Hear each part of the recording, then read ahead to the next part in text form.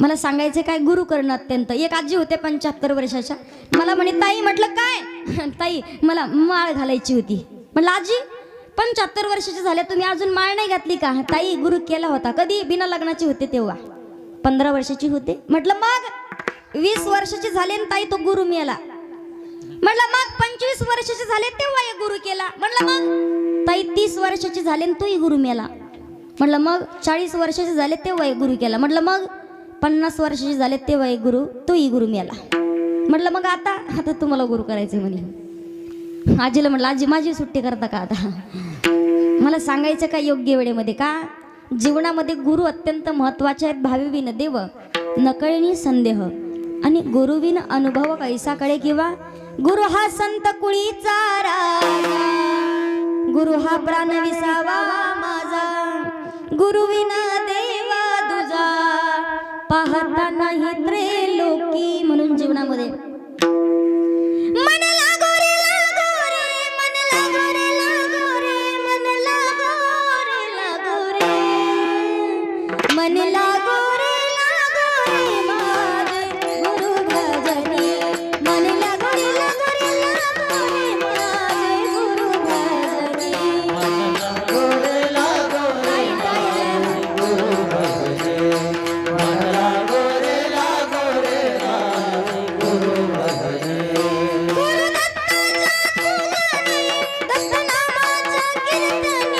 गुरु दत्ताच्या कीर्तनी, दत्तनामाच्या पूजनी, गुरु भक्तीच्या पूजनी, मन लागो रे माझे गुरु भजनी, मन लागो रे लागो रे माझे गुरु भजनी, मन लागो रे लागो रे माझे गुरु भजनी, मन लागो रे लागो रे माझे गुरु भजनी. मन लागो रे लागो रे, मन लागो रे लागो रे, मन लागो रे लागो रे, मन लागो रे लागो रे माझे गुरु भजनी. जीवनामध्ये जेव्हा आपण गुरु करू तेव्हा माणसाचा दुसरा जन्म होतो. पहा मग महिला मंडळांकडे संस्कार लावण्याचं. मला सांगा, तुमचं लेकरू जर जास्तच रडायला लागलं तर काय देतं त्याला खेळायला? हरिपाठाचं पुस्तक, गाथा. बरं मला सांगा, एका ताईला विचारलं, म्हटलं ताई त्याला मोबाईल का दिला? ताई तेवढंच नादी लागत. हाता लावता नादी, पण म्हातारपणी ते तुम्हाला नादी लावतं. मग का जीवनामध्ये संस्कार लावणं, जसे संस्कार लावू तसं लेकरू घडत असतं. पहा पहिल्या आईने संस्कार लावायचे, दुसरे संतांनी संस्कृती सांभाळायची. संतांचा फार मोठा महिमा आहे. का किती महत्वाचे संत. संत नसते तर संस्कृती राहिली नसती, संस्कृती नसते तर संस्कार राहिले नसते. संस्कार नाही तर चांगली संतान निवडणार नाही, चांगली संतान नाही निवडली तर तुम्हाला संताप होईल, आणि संताप होऊन मेल्याच्या नंतर तुम्ही शैतान व्हाल. म्हणून जीवनामध्ये संताची फार मोठी महती आहे, फार मोठी ख्याती आहे. संतांनी संस्कृती सांभाळायची आणि वीरांनी देशाचं संरक्षण करायचंय. पहा आज आपण पाहतोय इथं आपण निवांत शांत कीर्तन भजन ऐकतोय. सगळ्यात मोठे उपकार ते वीर जवानांचे आहेत. कुणाचा तरी पती, कुणाचा तरी भाऊ आहे, कुणाचा तरी नातू आहे, कुणाचा तरी मुलगा आहे, आणि विचार नाही करत प्राणाची आहुती देण्यासाठी तयार होतं. म्हणून चिठ्ठी ना कोई संदे जाने वो कौन सा देश जहाँ तुम चले गए, जहाँ तुम चले गए, जहाँ तुम चले गए, जहाँ तुम चले गए, जहाँ तुम चले गए. म्हणून यांची फार मोठी योगदान आपल्या महाराष्ट्राच्या मध्येला आहे. पहा प्रत्येक संत महात्मा मंडळी विचार करतात जीवनामध्ये, बाबा रे योग्य विचार करा, नामचिंतन करा, जीवनाचा उद्धार करून घेण्यासाठी भजन करावं लागेल. आणि संतांचं चरित्र जर आपण पाहिलं तर प्रत्येक संतांकडून काही ना काहीतरी शिकण्यासारखं आहे. माणसाने अशी भक्ती करावी, अशी भक्ती करावी. कशी करावी मी सांगू. देव, आपण देवाच्या मंदिरात जातो यात अजिबात नवल नाही. देवानं आपल्या घरी आलं पाहिजे, आपल्या घराचं मंदिर झालं पाहिजे. मी सांगू, आपण देवासाठी रडतो यात अजिबात नवल नाही. अशी भक्ती करायची की देवानं आपल्यासाठी रडला पाहिजे. मी सांगू तुम्हाला, संत नामदेव महाराजांचं चरित्र पहा जीवनामध्ये. का आपण जेव्हा पाहतो भगवान परमात्माचे अगदी लाडके भक्त होते, लढीवाळ भक्त संत नामदेव महाराज. जगाच्या मालकानं नामदेव महाराजांच्या हातानं नैवेद्य खाल्लाय, माहिती ना? नैवेद्य हातीचा मूर्ती जेवी, माहिती ना? आपल्या हातानं कुत्रे लवकर भाकर खात नाही. म्हणून हा नाम्याची खीर चाखतो, चोखोबाची गुरे राखतो, पुरंदराचा हा परमात्मा वाली दाजीचा कानडा राजा पंढरीचा, कानडा राजा पंढरीचा, कानडा राजा पंढरीचा.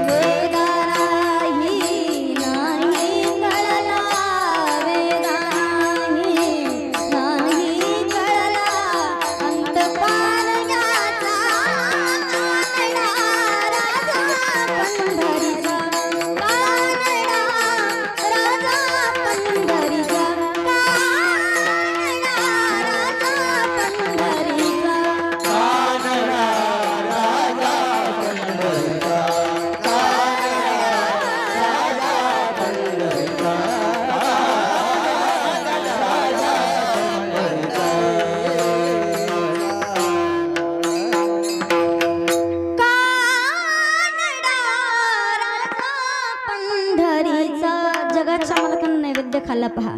लढीवाळ भक्त भक्ती करावी. आपण देवासाठी रडतो, नवल नाही, देवानं आपल्यासाठी रडला पाहिजे. संत महात्म्यांचं चरित्र पहा. प्रत्येक संतांकडून काही ना काहीतरी शिकण्यासारखं आहे पहा. मला सांगा, माणूस सुंदर दिसतो कधी? किती गोळ असू दे, किती काळ असू दे, पण माणसाच्या नाकाला शेंडा नसेल तर काय महत्व आहे का? काय म्हणतं का नाही, पोरगी सावळीचे पण नाका डोळ्यात चांगली. खरंय की नाही? खरं खरं सांगायचं. माझ्या नाकाकडे नाका पाहू, नाकाला नाही शेंडा माझ्या. तुम्हाला माझं नाही विचारलं. माणसाच्या नाकाला जेवढा शेंडा तेवढा माणूस दिसायला सुंदर असतो, बरोबर? नाकाला धार असावी माणसाच्या, फक्त धार नसावी. नाही काय काय जणांना 12 महिने पाऊस काळ चालू असतो.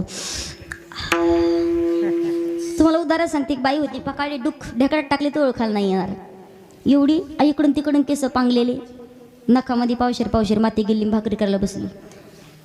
भाकरी करायला बसली, अख्ख्या गावात कळतं कुणाची सून भाकरी करते. थपडांग थपडांग. बरं बसली तर नेमकी भानगड, तिला सर्दी झालेली. नुसती सर्दी नाही, पिकलेली सर्दी. 2-4 माशांनी नाकाच्या समोर घंगंग घंगंग असं हातानं पुसलं, तेच परत पिठात. पप्याच्या बापांना जरा जपून भाकरी खात जा. पाच जा कधी कधी काय होतंय किचन मध्ये नेमकं. मला सांगायचंय काय, नाकाला धार असावी, फक्त धार नसावी.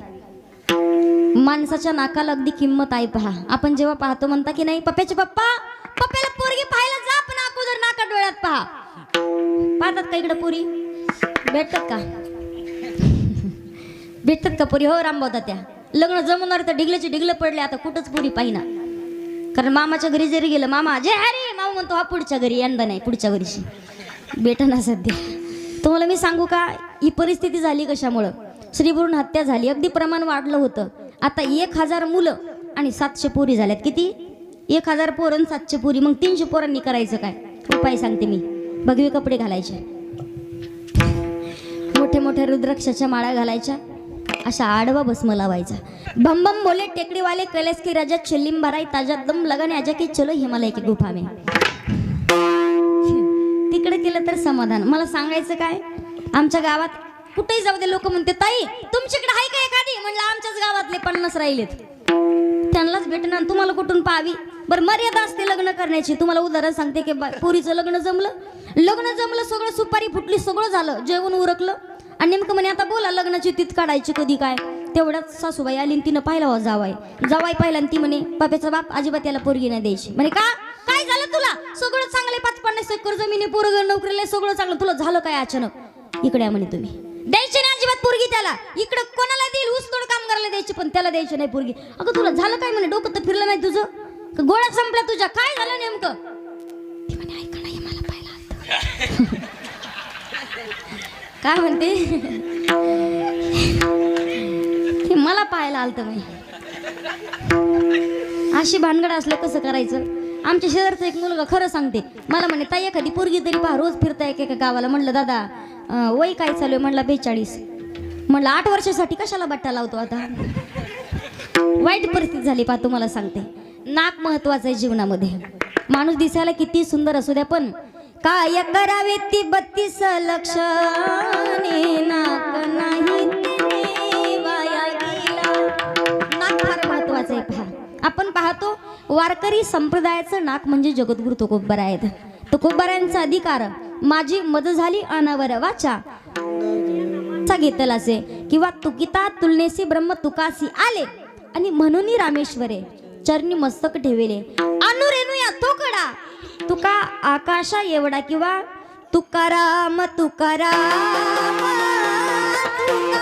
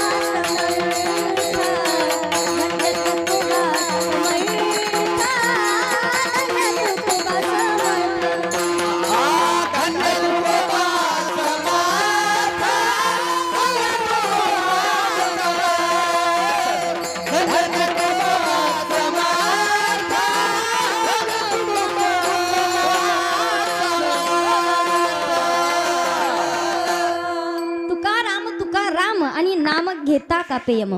ज्यांचं नाव घेताच यमाच्या अंगालाही कंप सुटावा हे सामर्थ्य जगद्गुरु तुकोबरायांचं. तुकोबराय सांगतायत बाबा रे जीवनामध्ये पवित्र तुळशीची माळ गळ्यामध्ये धारण करायची का.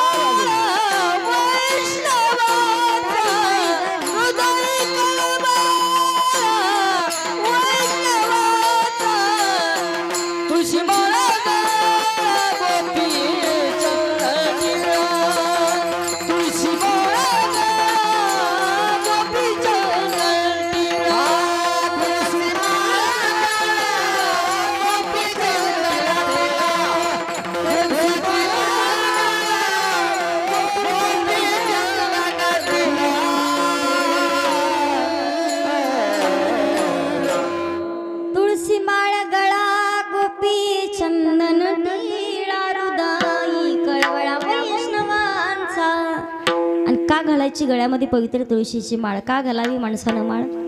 माणसानं प्रपंच करत असताना संसार करत असताना काय करायचंय जीवनामध्ये वारकरी व्हावं असं वाटत असेल तर गळ्यामध्ये पवित्र तुळशीची माळ घालावी लागेल आणि पंढरपूरची वारी करावी लागेल. अभंगाचं पहिलं चरण. Oh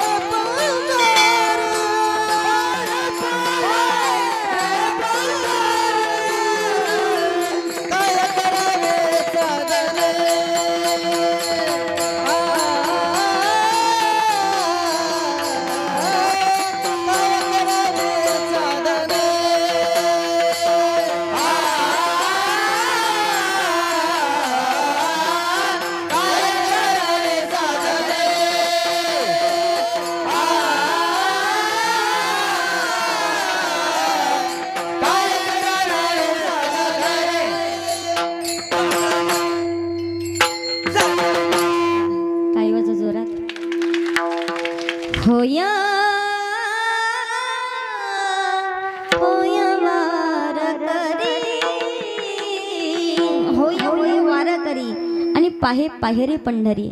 माणसाला जीवनामध्ये वारकरी व्हावं लागेल. पंढरपूरची वारी का करायची? प्रपंच करत असताना पंढरीशी जा रे, आल्यानो संसारा दिनाचा सोयारा पांडुरंग वाट पाहि उभा भेटेची आळी. जगाचा मालक पंढरीशी पांडुरंग परमात्मा वाट पाहतो, पण त्यानं वाट पाहावी एवढ्या पात्रतेचा आपल्याला बनावं लागेल. अर्थात वारकरी व्हायचं असेल त्याच माणसाला वारकरी म्हटलं जातं, जो वारकरी आणि जो माळकरी आहे. भाळावरती चंदनाचा टिळा पाहिजे, गळ्यामध्ये पवित्र तुळशीची माळ आणि पंढरपूरची वारी. का? जगाच्या मालकाला सुद्धा आवडे देवासी. तो एका प्रकार कोणता? नामाचा उच्चार रात्रंदिवस, नामाचा उच्चार रात्रंदिवस, नामाचा उच्चार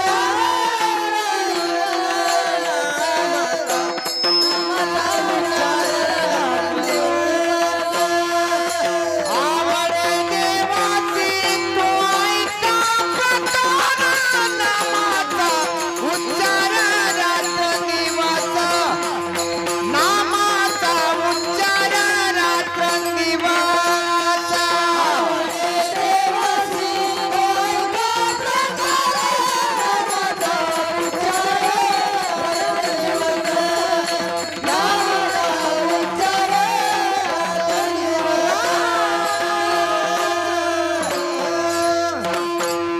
आवडे देवासी. जोरात वाजवा ना टाळे, व्याजाला नका देऊ टाळे अशा. मनात तर वाजवा, नाही तर वाजवायला नाही वाजवलेली बरोबर. एकाने वाजवतो तिसरं असं हं घ्या, असं नाही, अंतःकरणातून वाजवायची. अगोदरच सांगितलं आवड देवासी तो एका प्रकार. नामाचा उच्चार किंवा पायी तीर्थयात्रा, मुखी राम नाम हाची माझा नियम. भगवंताचं नामचिंतन करायचंय. भगवान परमात्माला आवडत आहे, पण त्या अगोदर तुळशी माळ गळा, गोपी चंदन टिळा आणि हृदयी कळवळा. वैष्णवांचा आवड प्रत्येकाची वेगळी. आता इथं महिला मंडळाची आवड वेगळी, पुरुष मंडळाची आवड वेगळी. महिला मंडळ संक्रांतीच्या दिवशी किती जणींनी मेकअप करून एकांतात आरशात पाहिलं? माझी शपथ घेऊन सांगा बरं. तुमचं मला सांगा, लक्ष्मण 2 वाजेपर्यंत डोळे पांढरे करायची बारी आली होती आणि लक्ष्मी बाहेर का? नुसतं यायचं भाकरीच्या दुरडीकडे पाहून जायचं, पण काहीच सापडणार लक्ष्मणला. आणि लक्ष्मीला काही म्हणता येईना, पण लक्ष्मी काय घरात येईना. मेकअप करायची इकडून बघन तिकडून बघन. तेवढ्यात पप्पाच्या बापाच्या पुढं सांगा मी कशी दिसते. त्याला माहिती होतं अख्ख्या गावात आपलंच भूते. तर एवढं टीस भरं नाक, बली मोठी नथनी. नथनीचे प्रकार आहेत. हे काय काय म्हणतात तिला? मोरपंखी नथ. दुसरी ती मोत्याची नथ. आणि तिसरा गाडा. तो गाडा उचलायला एक जण लागती. ते जर उचलला, चहा प्यायला लागली, चुकून हुकून जर गाडा बशीत पडला, बाईचं तोंड भरत. मला खरं खरं सांगायचं, आवडतं की नाही? अलंकार आवडतात ना? बरं तुम्हाला उदाहरण सांगते. एके बाईला नथनी केली मालकानं. 5 ग्रॅमची नथनी दाखवण्याच्या नादात 5 किलो साखर ओढली. राधा का पाना पप्याच्या बापाने किती भारी नथ केली. अख्ख्या गावात दाखवायची नथ.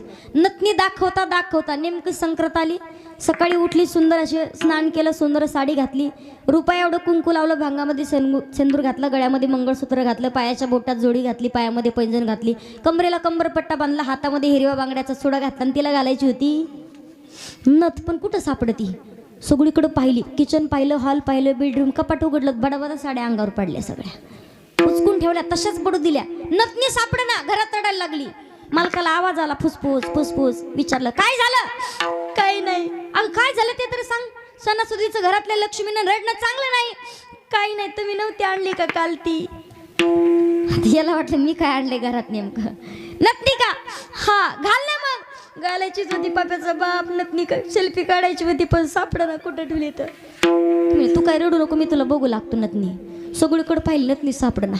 तू म्हणे एक काम कर, नथनी काय सापडत नाही, मला 1 कपभर चहा करून दे, मी दुसरी नथनी सांगतो. सांगणं लवकर, सोनार दुकान बंद करून जाईल. तिने शेगडी लावली, पातेलं ठेवलं, त्याच्यामध्ये दूध टाकलं, चहा पावडर टाकली, तिला टाकायची होती मीठ का माती. हां, साखरेचा डबा खाली घेतला तिनं, असं झाकण काढलं, जसा तेवढ्यात असं वरती, तेवढ्यात पाप्याचा बाप. त्याला वाटलं शेगडीला चिटकली का काय, असा पळत आला. ते म्हणे काय नाही, माझी नथनी सापडली. नथनी घातली, मालकाला म्हणते ती पा शेगडी, त्याच्यावर पातेलं, त्याच्यात चहा, तुम्हीच वतान तुम्हीच प्या म्हणली. तळली मी हातला. या गोष्टीकडे संत कबीरदास महाराजांचं लक्ष जातं पहा. संत कबीरदास महाराज म्हणतात, नथनी these सियारने सुमिरत bar bar, Nathni these सियारने सुमिरत बार बार, फिर नाक दिया जिस यारने उसे भूल गई नार. ज्यानं नथनी दिली त्या मालकाचं 1000 वेळा नाव घेते, आणि ज्यानं नथनी घालण्यासाठी नाक दिलं त्या मालकाला, ते भगवान परमात्म्याला सहज